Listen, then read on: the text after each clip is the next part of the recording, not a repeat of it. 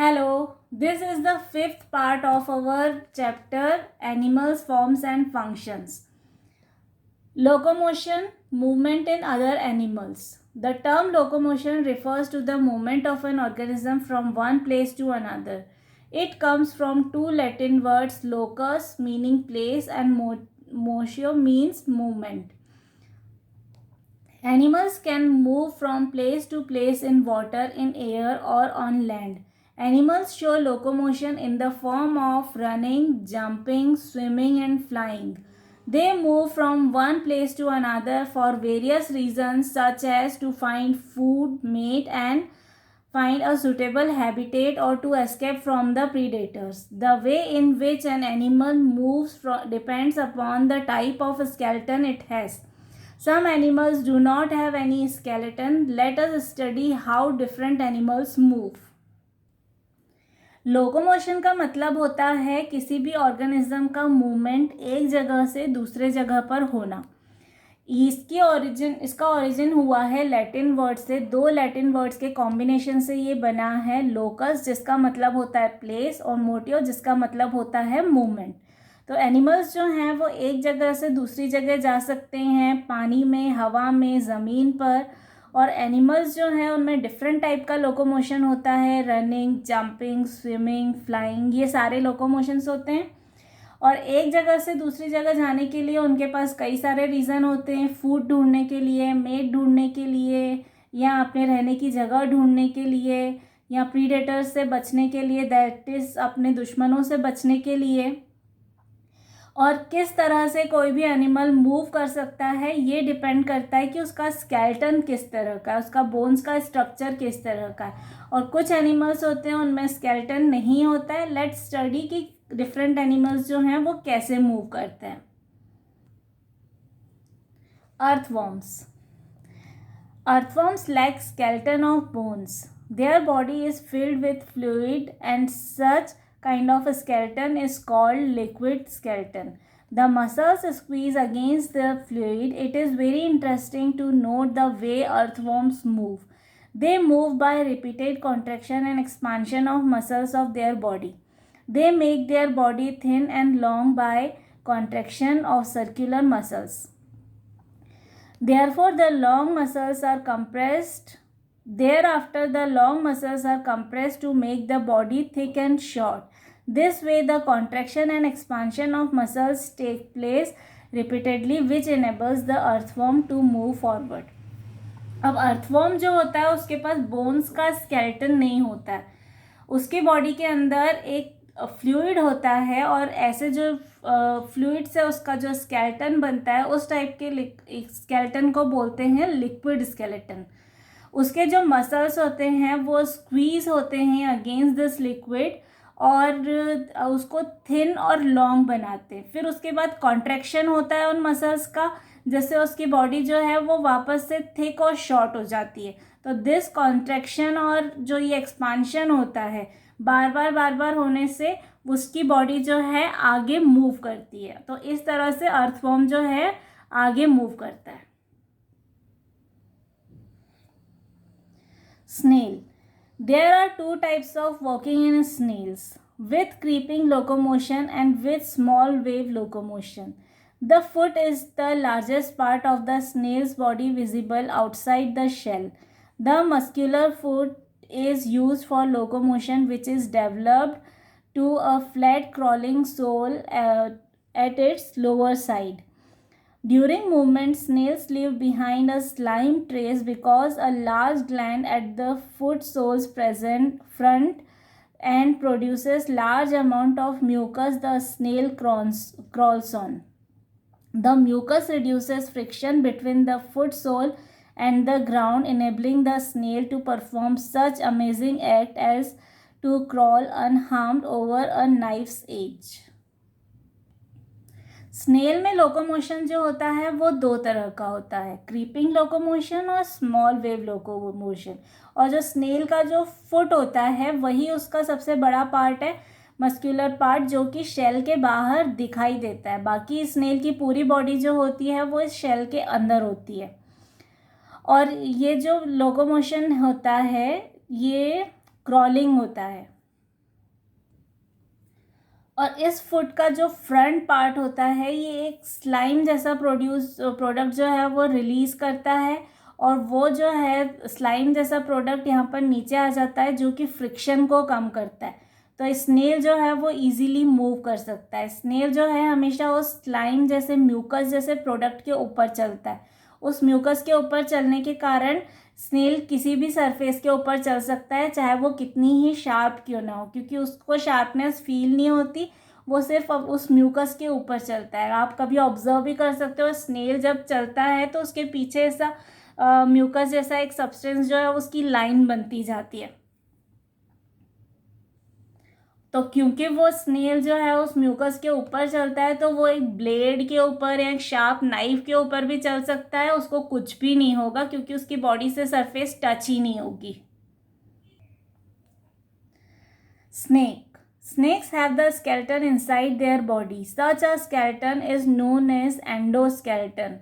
Snakes use at least 5 unique modes of locomotion. The kind of locomotion a snake uses depends on several factors such as the kind of surface it is crawling on and its speed. In fact, a snake can use most or all of the 5 modes or can even use 2 modes in different parts of the body. Since they do not have legs, they use their muscles and their scales to move. The S-shaped movement is used by most snakes on land and in water. Starting at the neck, it contracts its muscles, pushes its body from side to side, creating a series of curves. और snake जो होता है उसका जो skeleton होता है उसकी body के अंदर वो एक डिफरेंट टाइप का स्केलेटन होता है जिसको बोला जाता है एंडोस्केलेटन। स्नेक्स जो होता है वो 5 तरह से अपनी बॉडी को मूव कर सकता है। उसके चलने के 5 तरीके होते हैं। वो चाहे तो 5 तरीके से चल सकता है, चाहे तो किसी 2 तरीके से चल सकता है, और अगर वो चाहे तो उसकी बॉडी जो है एट द सेम टाइम 2 तरीके से चल सकती है। उसके जो फ्रंट पार्ट रहेगा वो एक तरीके से चलेगा और जो उसका बैक पार्ट रहेगा वो अलग तरीके से चलेगा। स्नेक जो होता है उसके लेग्स नहीं होते, तो वो अपनी बॉडी के जो मसल्स होते हैं और जो उसके ऊपर स्केल्स होते हैं उन्हीं की हेल्प से वो मूव करता है। आपने देखा होगा स्नेक जो है वो ऐसे एस शेप में चलता है। तो जैसे ज़्यादातर स्नेक्स जो होते हैं वो एस शेप में चलते हैं, चाहे वो लैंड पर चलते हों चाहे वो वाटर में चलते हों। वो स्नेक की जो नेक होती है वहाँ से वो लोकोमोशन स्टार्ट होता है, वहाँ से मसल्स जो हैं वो कॉन्ट्रैक्ट होते हैं और फिर उसकी बॉडी को साइड बाय साइड पुश करते हैं, जिसकी वजह से वो एक कर्व बनते हैं जो एस जैसा दिखता है। Fish also have endoskeleton. It has a streamlined body shape, rounded in front and narrow at the back, which helps it to move in water. This kind of body shape reduces the resistance to water and enables the fish to cut through the water. The same type of shape can be seen in a boat, aeroplane and ships. अब fish जो होती है उसका जो skeleton होता है वो भी एंडोस्केलेटन होता है, और फिश का जो शेप होता है वो स्ट्रीमलाइंड होता है। वो फ्रंट से नैरो होती है और फिर सेंटर से ऐसे राउंड शेप होती है, जो हेल्प करता है उसको वाटर के अंदर मूव करने में। इस तरह का जो बॉडी शेप होता है जिसकी वजह से जो वाटर का रेजिस्टेंस होता है वो कम हो जाता है, तो फिश जो है वो पानी में बहुत ईजीली स्विम कर सकती है।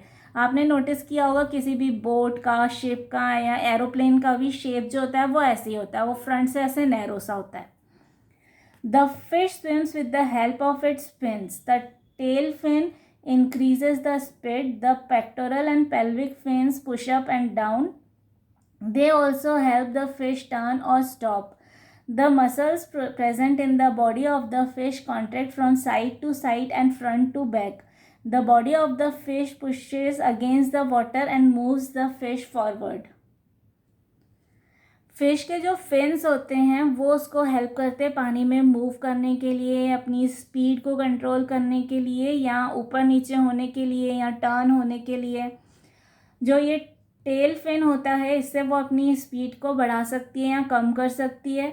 जो ये साइड में होता है जो पेक्टोरल फिन इस, और ये जो पेल्विस फिन होता है नीचे, इसकी हेल्प से वो फिश जो है वो टर्न हो सकती है और ऊपर नीचे भी जा सकती है और रुक भी सकती है। जो मसल्स होते हैं फिश की बॉडी में वो कॉन्ट्रैक्ट होते हैं या रिलैक्स होते हैं फ्रॉम साइड टू साइड और फ्रंट से बैक की तरफ। और जो फिश की बॉडी होती है वो फिश को पुश करती है वाटर के अगेंस्ट और उससे फिश जो है वो आगे बढ़ती जाती है। Locomotion in cockroach. Cockroach can fly as well as run because it has 2 pairs of wings for flying and 3 pairs of legs for walking and running.